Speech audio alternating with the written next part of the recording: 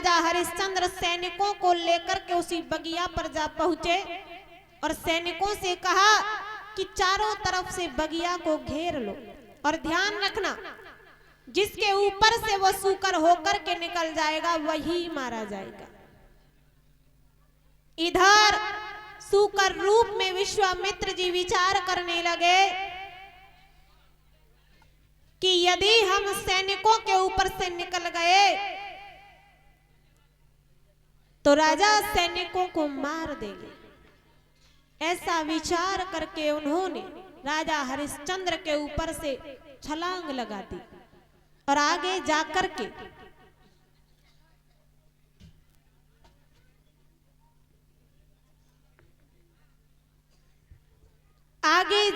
के विश्वामित्र जी ने एक संत का रूप बना लिया और इधर राजा हरिश्चंद्र ने अपना घोड़ा उस सूकर के पीछे दौड़ा दिया। आगे जाकर के जैसे ही राजा हरिश्चंद्र ने संत भगवान को देखा तो उसी समय संत भगवान को देख करके वो रुक गई। तो राजा हरिश्चंद्र ने कहा कि हे स्वामी जी, आपका आगमन कहां से हुआ है? तो उसी समय संत भगवान कहने लगे कि संत महात्माओं का कहीं ठिकाना नहीं होता, वो तो हमेशा विचरते ही रहते हैं। आप सुनाइए, हमें आपको देख करके ऐसा लग रहा है जैसे आप किसी देश के राजा हो। कहा कि हाँ, मैं अयोध्या नगरी का राजा हरिश्चंद्र हूं। जैसे ही हरिश्चंद्र का नाम सुना तो विश्वामित्र जी कहने लगे कि हे राजन, हमने तो आपके दान की बड़ी ही प्रशंसा सुनी है और हम भी आपके पास में कुछ मांगने के लिए आ रहे थे। राजा हरिश्चंद्र कहने लगे कि हे स्वामी जी, आप हमारे महलों में चलिए, आप जो भी मांगेंगे हम आपको वही देंगे। विश्वामित्र जी कहने लगे कि हे राजन, हम कैसे विश्वास कर ले कि आप हमें वही दोगे जो हम मांगेंगे? पहले आप संकल्प छोड़ो, उसके बाद हम आपके महलों में चलेंगे और जो हमें मांगना होगा हम वही मांग लेंगे। राजा हरिश्चंद्र जी कहने लगे कि हे स्वामी जी, अभी यहाँ तो हमारे पास में घोड़े की लगाम और चाबियों के गुच्छा के अलावा कुछ भी नहीं है। विश्वामित्र जी ने कहा कि आप संकल्प में घोड़े की लगाम और चाबियों का गुच्छा ही छोड़ दीजिए। तो राजा हरिश्चंद्र ने संकल्प में घोड़े की लगाम और चाबियों का गुच्छा छोड़ दिया और विश्वामित्र जी को लेकर के राजमहल में लेकर के आए और सैनिकों से कहा कि स्वामी जी के आदर और सत्कार की व्यवस्था कीजिए। ये सुनकर के विश्वामित्र जी कहने लगे कि हे राजन, आप हमारा आदर और सम्मान करवा रहे हो, हमारे पास में इतना समय नहीं है, इसलिए आप ऐसा करिए कि हमें हमारा दान दे दीजिए और हमें यहां से जाने दीजिए।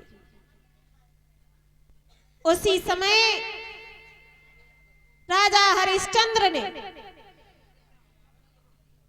सैनिकों को आज्ञा दी कि जाइए और राजकोष में से 60 भार सोना ले आइए। विश्वामित्र जी ने जैसे ही राजा हरिश्चंद्र से 60 भार सोना लेने के लिए कहा तो उसी समय सैनिकों को आज्ञा दी। तो सैनिक ने कहा कि महाराज, कोष की चाबी तो दीजिए। जैसे ही चाबियों का नाम सुना तो राजा हरिश्चंद्र के पैरों तले जमीन खिसक गई और विचार करने लगे कि घोड़े की लगाम और चाबियों का गुच्छा तो हमने पहले ही संकल्प में छोड़ दिया था।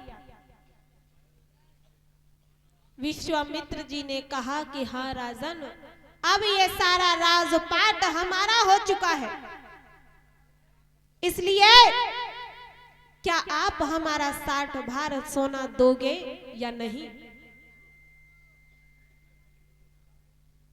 राजा हरिश्चंद्र ने कहा कि हे स्वामी जी, आप थोड़ी देर यहीं रुक जाइए, हम तब तक अपनी पत्नी रानी तारा से विचार विमर्श करके आते हैं। उसी समय राजा हरिश्चंद्र रानी तारावती के पास में पहुंचे, सारा हाल रानी को कह सुनाया।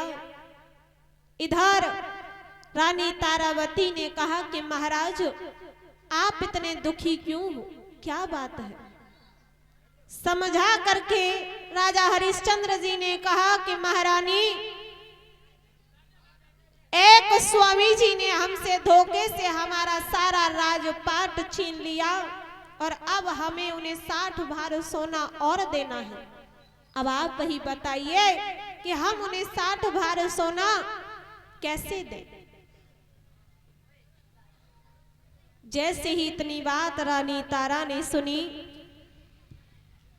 उसी समय रानी तारा ने कहा कि महाराज, इतनी छोटी सी बात और आप इतने परेशान हो गए। अरे ना कुछ लेकर के आए हैं, ना कुछ लेकर के जाएंगे। जो मिला वो यही मिला और जो चला गया वो यही चला गया। इसलिए आप व्यर्थ की चिंता ना करो और आप हमें बेच करके अपना 60 भार सोना अदा कर लीजिए। ये बात बेटा रोहितास भी खड़े होकर के सुन रहे थे और बेटा रोहित ने कहा कि पिताजी, आप हमें बेच करके अपना 60 भार सोना चुका लीजिए। जैसे ही आज रानी तारावती ने अपने पुत्र के मुख से ऐसी बात सुनी तो अपने कलेजे के टुकड़े को सीने से लगा लिया। तो कहा भी जाता है